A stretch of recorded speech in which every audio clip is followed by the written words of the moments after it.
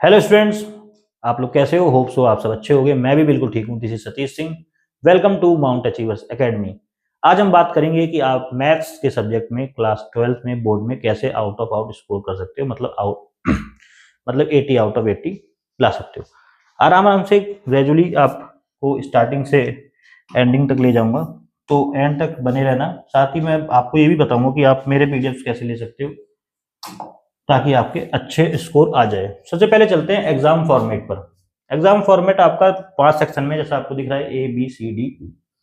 पहला सेक्शन आपको पता है कि आपका ये एमसीक्यू रहता है। 18 एमसीक्यू आएंगे और 2 एजर्सन के क्वेश्चन आएंगे, जो कि आपको मिला के बनते हैं 20 मार्क्स के। ठीक हो गया।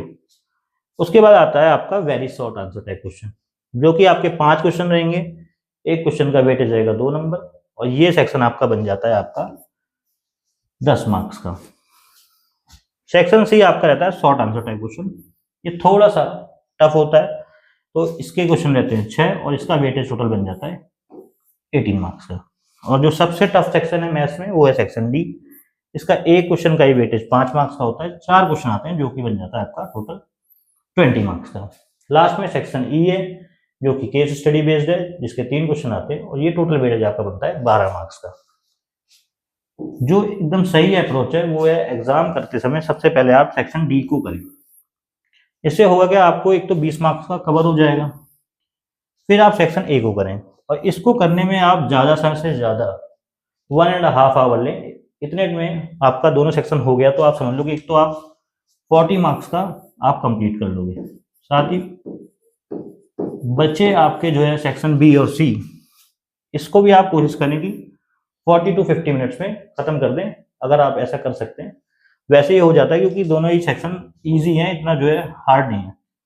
तो आपका जो है 90% आपका एग्जाम हो जाएगा। लास्ट में ये केस स्टडी बेस्ड सुनेंगे, इसको कर लेना तो हो जाएगा। उसके बाद आपके पास एक पूरे पेपर को चेक करने का भी टाइम बच जाएगा।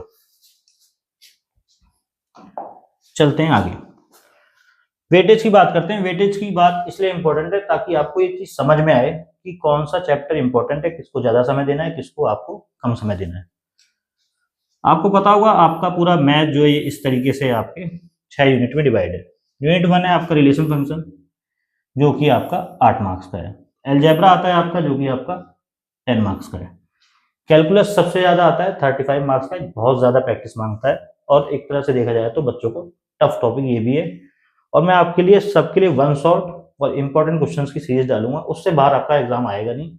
तो आप चैनल सब्सक्राइब कर लेना और उसको भी एक बार जाके चेक कर लेना, आपके लिए बहुत अच्छा रहेगा। वेक्टर 3D आपका रहता है 14 मार्क्स का। ये दोनों जो है आपके यूनिट है, ये सबसे इंपॉर्टेंट यूनिट है। इसमें आपने अब महारत हासिल कर ली, बाकी पेपर तो आपका इजी है, बाकी तो आप प्यार से कर ही लोगे। उसके बाद आपका लीनियर प्रोग्रामिंग है, यूनिट 5 है, जो कि 5 मार्क्स का है। और उसके बाद प्रोबेबिलिटी है, जो कि आपका 8 मार्क्स का रहेगा। यूनिट वाइज एक बार चैप्टर को रिकॉल कर लेते हैं कि कौन कौन से चैप्टर आपके रहने वाले हैं। यूनिट फर्स्ट में आपका रिलेशन फंक्शन है और आपका इनवर्स ट्रिग्नोमेट्री है। देखो, रिलेशन फंक्शन और इनवर्स ट्रिग्नोमेट्री सफिशिएंट इतना ही है कि आप एनसीईआरटी पूरी कंप्लीट कर लें, 1 से 2 बार एनसीईआरटी एग्जाम्पलर प्रॉब्लम लगा लें, इतना सफिशिएंट है। और प्रीवियस 5 ईयर के जो है आप क्वेश्चंस कर लें, इतना आपका सफिशिएंट है, इसमें आपका हो जाएगा। बाकी इसके लिए मैं आपके इंपॉर्टेंट क्वेश्चन की एक सीरीज लाऊंगा हर एक यूनिट के लिए, वो आप कर लोगे तो उससे बाहर एग्जाम में कुछ आने वाला है नहीं। यूनिट 2 है आपका मेथड डिटरमिनेंट, बहुत इजी है। इसमें आपको कैलकुलेशन का बहुत ध्यान रखना है। अगर आपने थोड़ी सी मल्टीप्लाई में गलती करी या प्लस माइनस में गलती करी, तो आपका क्वेश्चन चला जाएगा। तो इसकी बहुत ज्यादा प्रैक्टिस करनी है। एनसीईआरटी 1-2 बार कर लो, वही में एनसीईआरटी एग्जाम्पलर प्रॉब्लम कर लो, और पिछले 5 साल के प्रीवियस ईयर क्वेश्चन कर लो, सफिशिएंट है इसके लिए। सबसे टफ जो हमारा कैलकुलस है, इसमें आपको देखो आपके 4 चैप्टर हैं, इसीलिए ज्यादा वेटेज भी रखता है ये।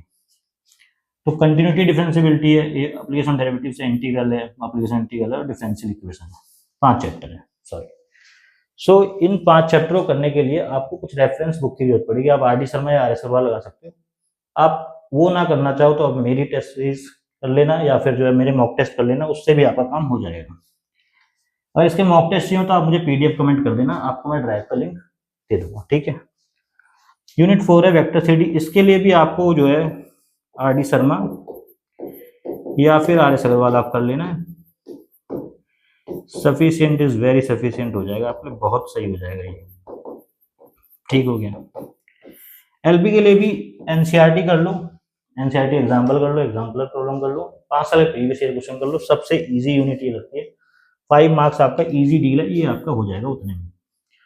और प्रोबेबिलिटी के लिए आपके लिए एनसीईआरटी ही काफ़ी है, एनसीईआरटी बहुत है प्रोबेबिलिटी के लिए, एनसीईआरटी कर लोगे उतने में आपका ये भी यूनिट कवर हो जाएगी।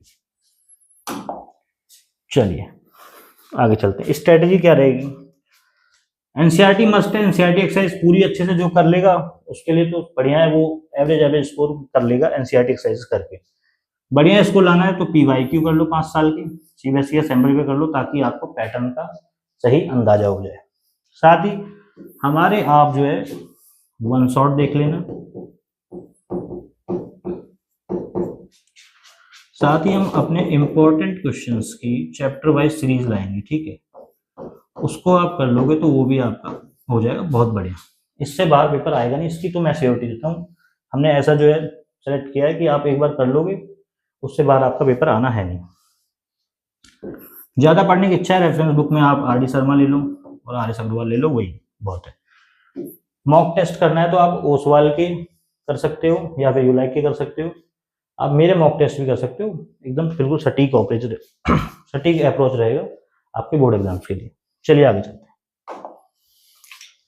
कॉमन मिस्टेक्स का कि बच्चे क्या गलती करते हैं मैथ्स का प्रैक्टिस करते वक्त। ओवर कॉन्फिडेंस में हम अपने फाइनल आंसर को छोड़ देते हैं कि जो है आंसर तो आ ही जाएगा, हम स्टेप्स तो सही कर रहे हैं, लेकिन एग्जाम्स में क्या होता है वहीं आप जाके फंस जाते हो।